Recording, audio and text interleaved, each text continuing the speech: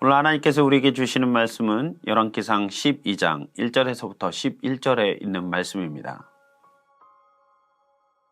온 이스라엘이 르호보암을 왕으로 세우려고 세겜에 모였으므로 르호보암도 세겜으로 갔다. 느밧의 아들 여로보암도 이 소문을 들었다. 그때에 그는 솔로몬 왕을 피하여 이집트로 가서 있었다. 이집트에서 사람들이 여로보암을 불러내니 그가 이스라엘의 모든 회중과 함께 르호보암에게로 가서 이렇게 말하였다. 임금님의 아버지께서는 우리에게 무거운 멍에를 메우셨습니다. 이제 임금님의 아버님께서 우리에게 지워주신 중노동과 그가 우리에게 메워주신 이 무거운 멍에를 가볍게 해주십시오. 그러면 우리가 임금님을 섬기겠습니다. 르호보암이 그들에게 말하였다. 돌아갔다가 사흘 뒤에 나에게로 다시 오도록 하시오. 이 말을 듣고서 백성들은 돌아갔다. 르호보암 왕은 부왕 솔로몬이 살아있을 때에 부왕을 섬긴 원로들과 상회하였다. 이 백성에게 어떤 대답을 해야 할지 경들의 충고를 듣고 싶소. 그들은 르호보암에게 이렇게 대답하였다. 임금님께서 이 백성의 종이 되셔서 그들을 섬기려고 하시면 또 그들이 요구한 것을 들어주시겠다고 좋은 말로 대답해 주시면 이 백성은 평생 임금님의 종이 될 것입니다.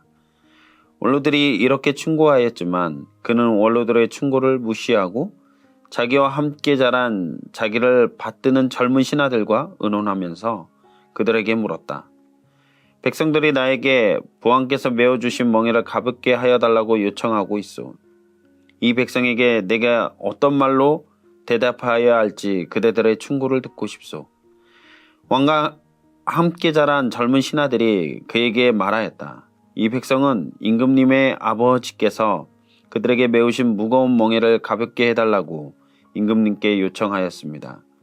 그러나 임금님께서는 이 백성에게 이렇게 말씀하십시오. 내 새끼손가락 하나가 내 아버지의 허리보다 굵다. 내 아버지가 너희에게 무거운 멍에를 메웠다. 그러나 나는 이제 너희에게 그것보다 더 무거운 멍에를 메우겠다. 내 아버지는 너희를 가축 채찍으로 매질하였지만 나는 너희를 쇠 채찍으로 치겠다 하고 말씀하십시오. 솔로몬 왕이 죽고 그의 아들 르호보암이 왕이 됩니다. 르호보암은 북쪽 이스라엘 지파들에게도 지지를 받기 위해 세겜을 방문합니다. 세겜은 예루살렘 북쪽 약 49km 지점에 위치한 도시로서 그리심산과 에발산 사이에 있었습니다. 이곳은 아브라함이 하란을 떠나 처음으로 제단을 쌓고 하나님으로부터 땅의 약속을 받은 곳입니다. 북쪽의 이스라엘 사람들이 세겜으로 온 르호보암 왕에게 자신들의 요구사항을 여로보암을 통해 말합니다. 사람들이 솔로몬을 피해 애굽에 있던 여로보암을 불러온 것이었습니다. 여로보암은 북쪽 이스라엘 지파들의 대표가 되어 르호보암 앞에 섭니다. 솔로몬이 자신들에게 지은 짐이 너무 무거웠으니 이제 부역과 세금을 가볍게 해달라 요구를 합니다. 솔로몬의 통치하에 너무 과중한 부담을 백성들이 짊어져야만 했습니다. 성전과 궁궐을 건축하였고 예루살렘 성을 수축하였으며 지방의 도시들을 요새화했습니다. 이 모든 건축 공사에 이스라엘 백성들이 동원될 수밖에 없었고 과중한 세금 또한 납부해야만 했습니다. 르호보암은 3일 후 다시 오라 하며 무리를 돌려보냅니다. 솔로몬의 과중한 짐에 대해 황가하다가 실패하고 도망친 여로보암을 다시 불러와서 그에게 백성들의 대표로 세워 새롭게 왕이 된 르호보암에게 나아갔다라는 사실은 그 백성들의 강한 의지를 보여주는 장면입니다. 르호보암은 이 문제에 답을 얻기 위해 두 그룹의 조언을 듣습니다. 한 그룹은 원로 그룹입니다. 그들은 부왕이었던 솔로몬을 섬기던 신하들이었습니다. 원로들은 백성들의 말을 듣고 그들의 요청을 들어주라 조언을 합니다. 그들은 백성들을 통치할 수 있는 지혜로운 길이 그들의 요구를 어느 정도 들어주는 것이라고 충언을 하였습니다. 그러나 르호보암은 원로들의 조언을 버리고 자신과 함께 자란 젊은 그룹의 조언을 듣습니다.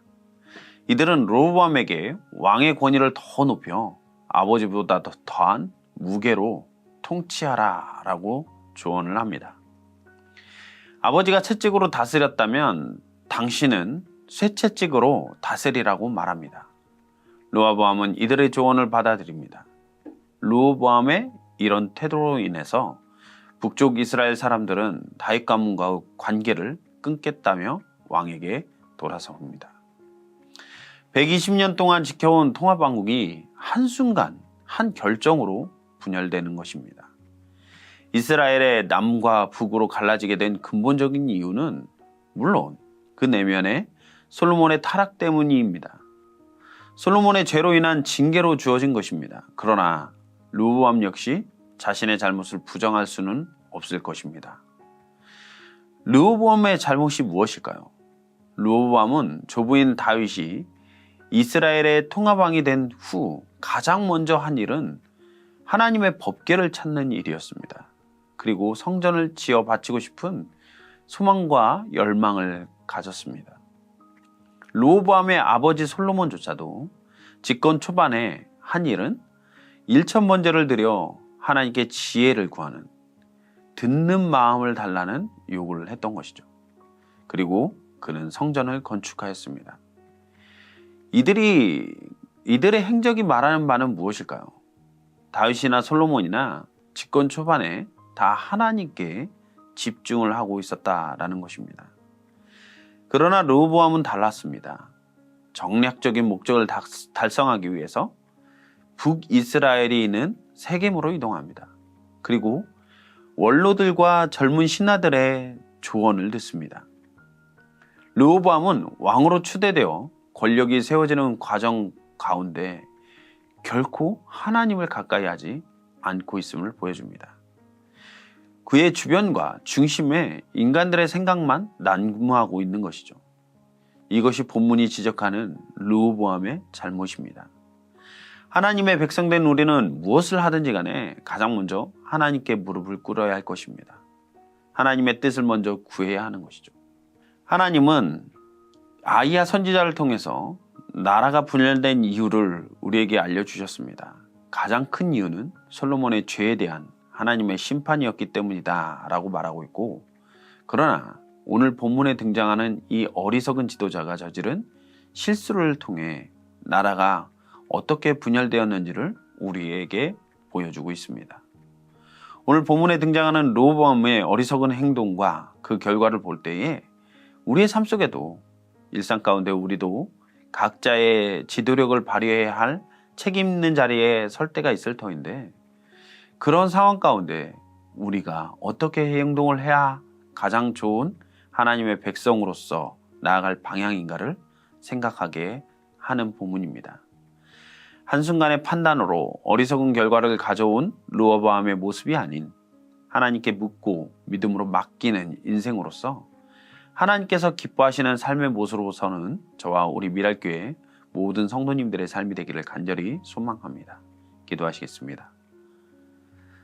사랑의 하나님, 너무나도 감사합니다.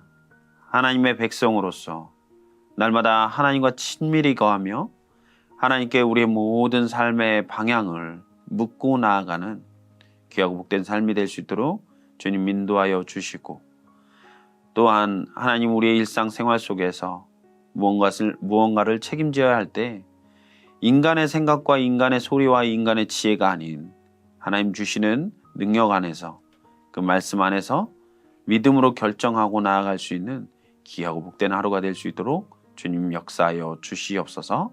이 모든 말씀을 우리 주 예수 그리스도의 이름으로 기도했습니다. 아멘.